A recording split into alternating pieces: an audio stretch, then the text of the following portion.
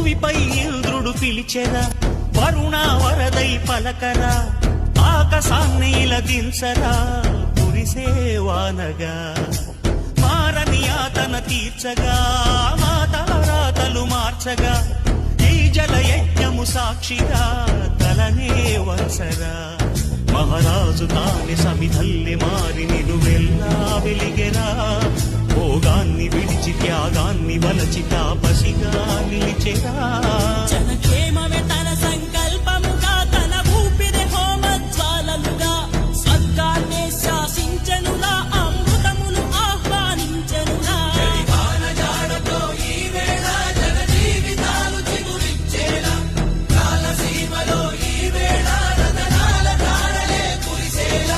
కల్లు కల్లు మని సిరిమూవల్లే చినుకే చేరగా, జల్లు జల్లు మని పులకింతల్లో